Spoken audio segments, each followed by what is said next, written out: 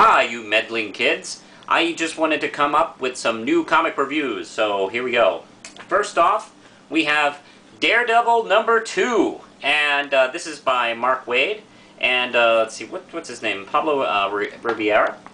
And 2 issues in, I may be tempted to call this my current favorite book, actually. The book I'm most excited to read month in, month out. Yeah, 2 issues, but you know what? You got me, Mr. Waid. Well done.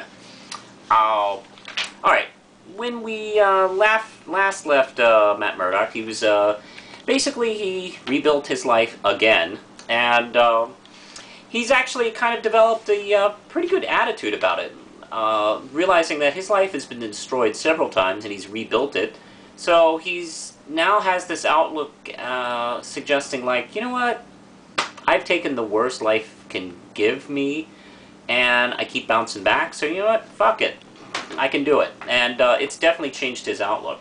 The last issue, we were about to encounter Captain America, Steve Rogers' Captain America. And they tussle around a little bit, because he's still technically an outlaw, Daredevil that is, because of the events with Shadowland. The fight is really fun. They actually switch weapons during the fight.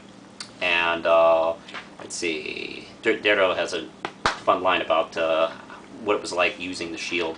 Meanwhile, cut back to Foggy, and we're meeting the new, I think she's a DA or something like that, Kristen, and this is hilarious. She goes to Foggy, "Hey, I finally met Daredevil," and he goes, "You know what, we've proven in court, you know, he's not Daredevil." "Yeah, whatever, I met Daredevil." I love the fact that Waid is not letting go and totally retconning the past. I think that's the way you should do it. The art, I have to say, I've never seen this artist before, and his work is excellent. It's kind of a now, because he's doing Daredevil, I'm thinking of other Daredevil artists. Some of his work reminds me of Lee Weeks back in the day, and a little bit of let's see. I'd say maybe a little John Romita Jr. here and there, especially with the way his radar sense worked. And Massachusetts, I think, the artist of Born Again, some of his work looks like that. Massachusetts or something like that. He's the guy who also did Batman Year One. Well, there's some beautiful art in here. I mean, it's just a fantastic book. I love it. This new Daredevil book is sort of embracing the Marvel Universe once again after years of being kind of on its own, but it's still not changing the character and, you know, his world. It's just more affected by the Marvel Universe with this series. I highly recommend it. If you took off because of Shadowland, please come back. It's well worth reading. This is 5 round chips easy. And now we go off to Fear itself. And this is issue 5 of 7. When last we met, Thor was about to take on the possessed versions of the Hulk and the Thing. Not a good position to be in. Cap was facing off with Sen after she killed off Bucky Cap. And Tony Stark had confronted Zeus. Not Zeus. Excuse me. Sorry. Odin. They're so different. And the fight between the fight with Thor versus the Hulk and the Thing is quite spectacular, actually. He even sucks it up and impales Thing. It's just a wonderful fight, actually.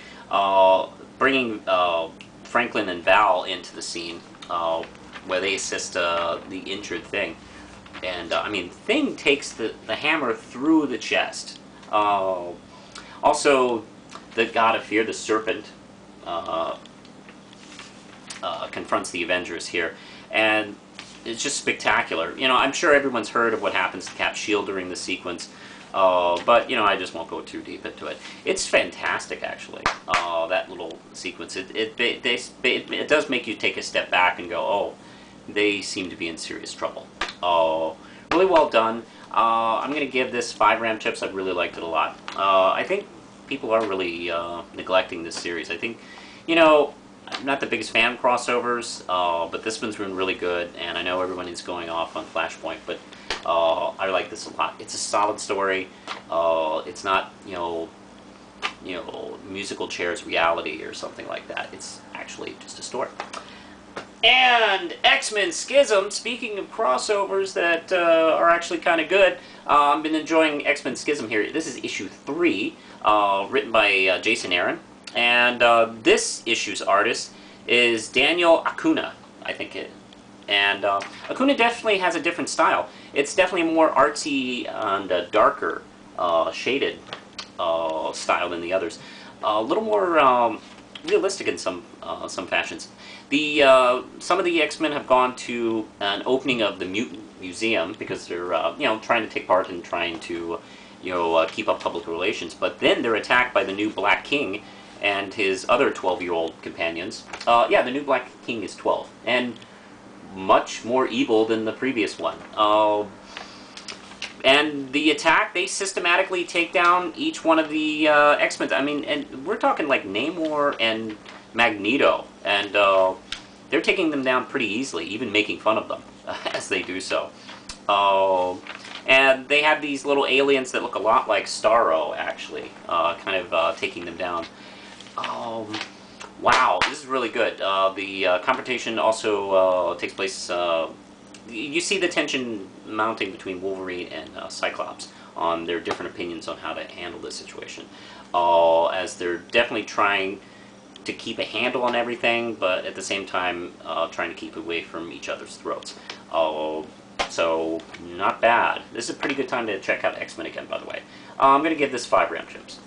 Also, I've kind of avoided the I was originally excited about the Retroactive books, because, I've been reading comics for a while, so, I've been reading the 70s, 80s and 90s, and of course, I'm filled with love for those eras.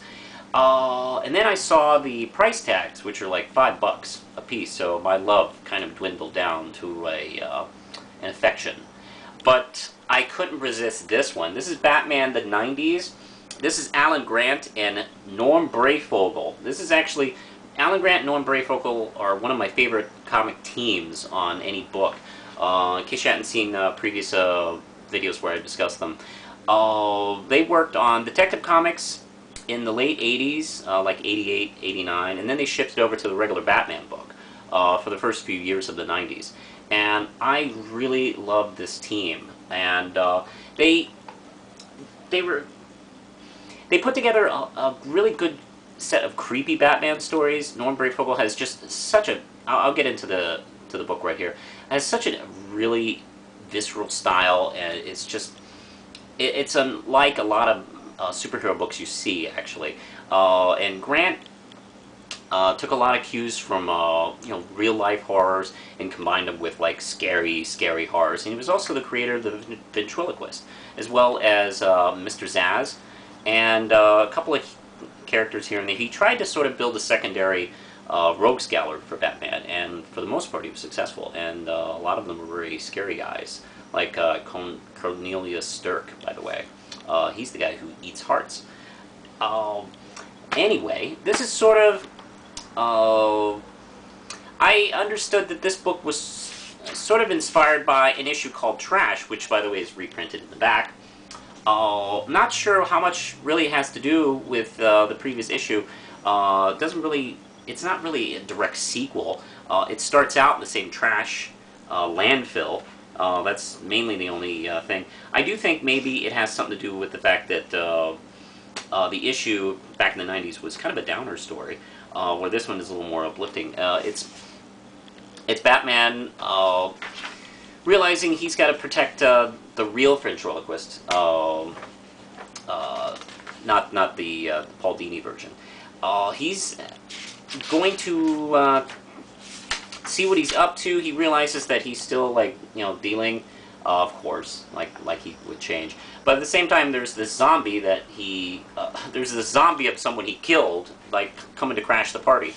So of course, as usual, he's got to protect everybody from each other, and I love it. this is like real ventriloquist by his actual creators, and it's so good to see him once again be scary and weird and funny at the same time, which is pretty much like a staple of a lot of the Alan Grant Batman stories. And I love the way Breyfogle puts together a page. Sometimes it's so unusual, just the way, and actually he often will use Batman's cape in a way to frame the books. You know, maybe a little similar to what Todd McFarlane will do, but you know, it's definitely his own style. And of course we have this poor cab driver who was once a henchman of the ventriloquist, and he doesn't want any part of this, but it keeps seeping back into his life this one night where he just wants to just have a day at work and then come home to his pregnant wife, and it keeps fucking around with his stuff. I loved it. If you avoided the retroactive books because of the price tag, or you didn't exist in the 70s, 80s, and 90s, well, I recommend this one. If you're to read any of them, pick this one up. I love this a lot. It felt great seeing Norm Breyfogle working on Batman again. I really miss his work a lot. This is 5 RAM chips, and probably my favorite book of the week. This and Daredevil #2 are just fantastic.